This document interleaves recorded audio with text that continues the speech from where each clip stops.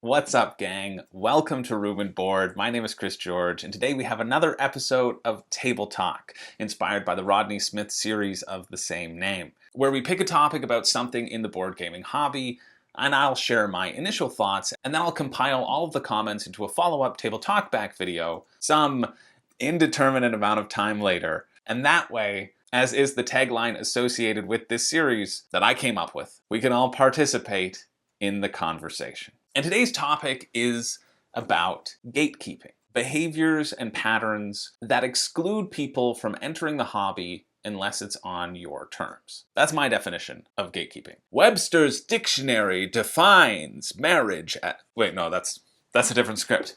Gonna blow them away with that best man speech.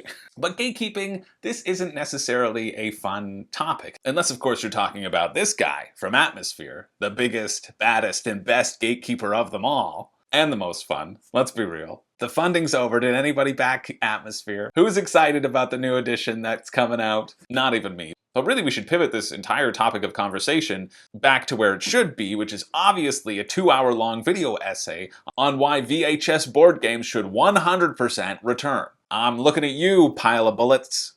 It's not a real game. And let's talk about that term, not a real game. And while Piles of Bullets is unfortunately not a real game, it is a fictional game, that sentiment of, that's not a real game. Or you're not a real board gamer if you don't like blank, or if you like blank. It's one that exists pretty frequently out there. And to go one step further, the intention behind it is almost, you're not welcome here if you like blank.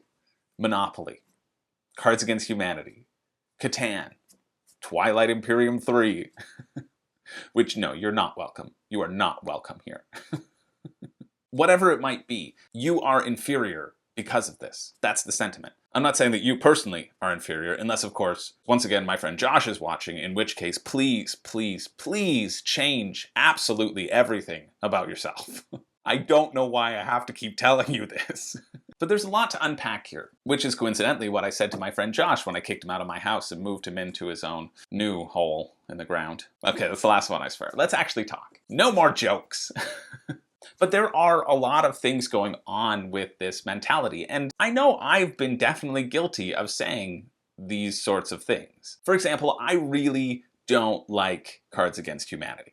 I just don't. I think it is a bad game. I can go into many reasons why, but that is counter to the point of this video, so I won't. But I know that I've felt those tendencies inside my own head to slightly dismiss people who enjoy it when I so avidly do not. And for me, I think if I'm to put on my optimist goggles for a second, I think the best possible intentions of this manner of thinking is, there are so many better games out there, why are you wasting your precious time on this experience of all things? And this thinking can come from a place of wanting to share the hobby with people. And you now know what other experiences are out there. That there are potentially better games out there, or games that you can have more fun with. I get this idea. And I'd like to think that this is usually where my snobbery has come from in the past. But all the same, I was becoming a little bit of a board game snob. Really. I mean, this was in the past. I'm absolutely perfect now. The embodiment of perfection. But that feeling of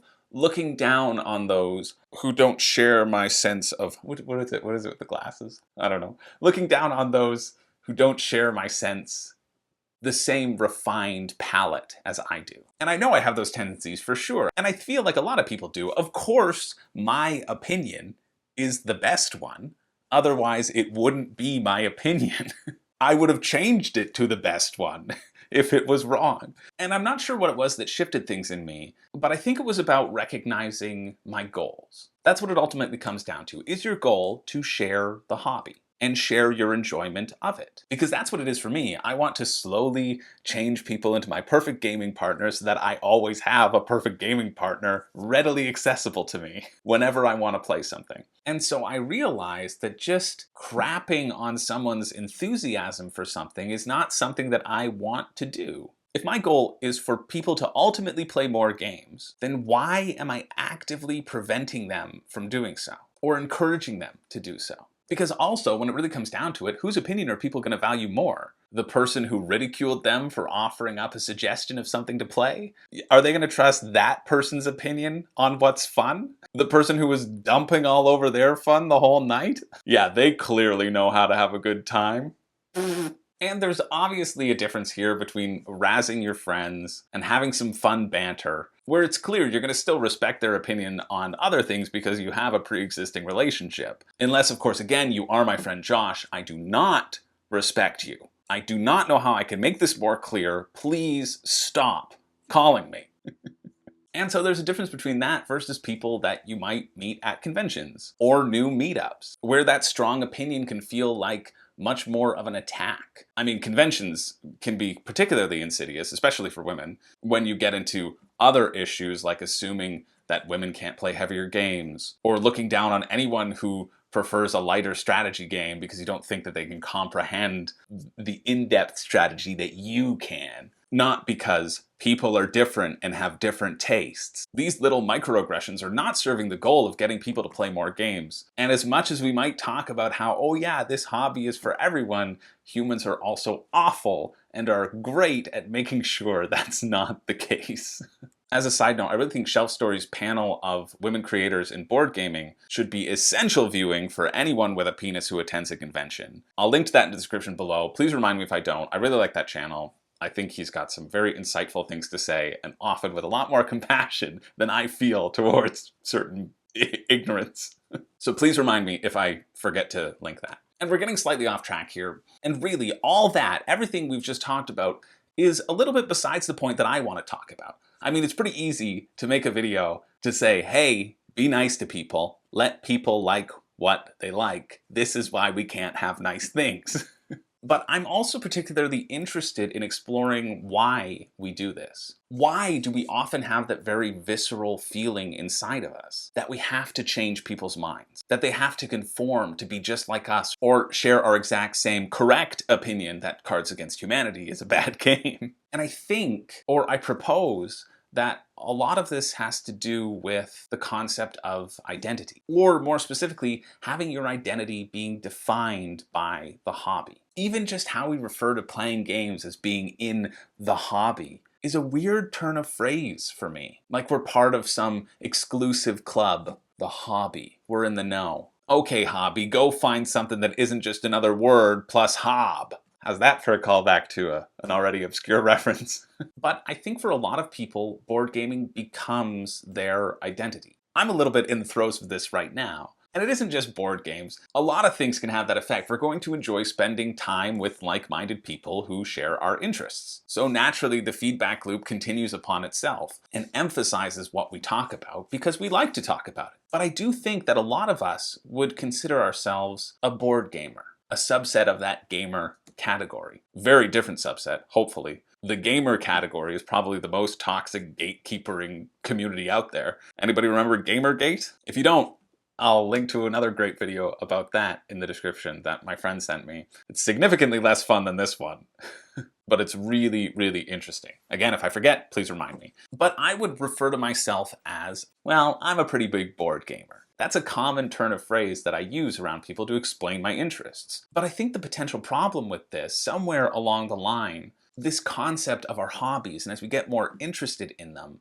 and more invested in them, the more time we spend on them. And let's be clear, hey, that's time well spent. You're enjoying life. But the more that concept becomes part of our personality.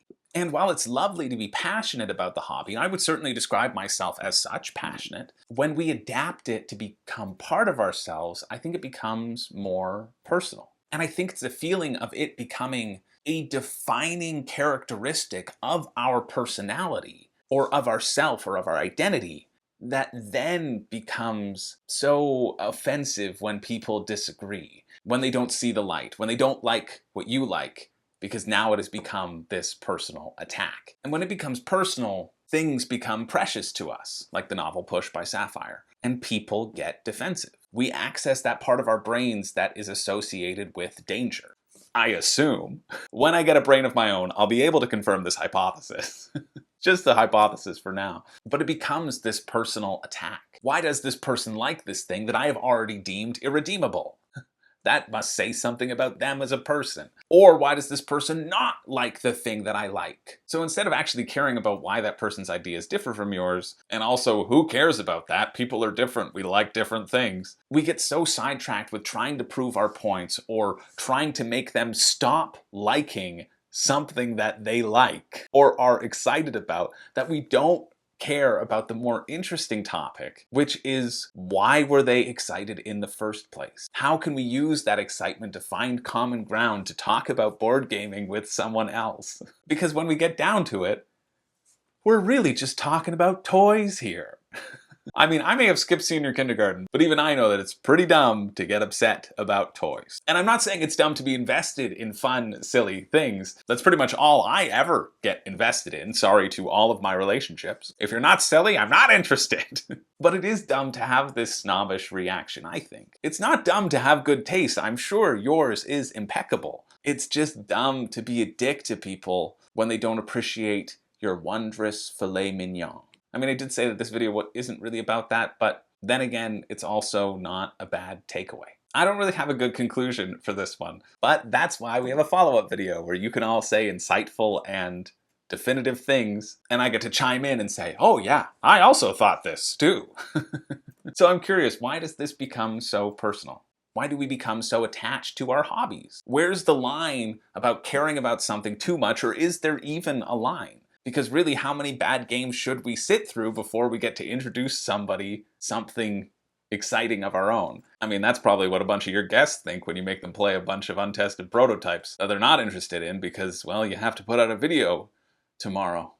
Okay, that last one might be a little bit more specific to some people. Anyway, as always, chime in on your thoughts on this topic. I think I'll leave it there for now. You know, you can send this to somebody the next time they're being a dick online. Just copy and paste this link, save your energy. And I'm talking directly to you who's clicked on this from a copy and pasted link. Hey, you, just stop it. Just cut it out.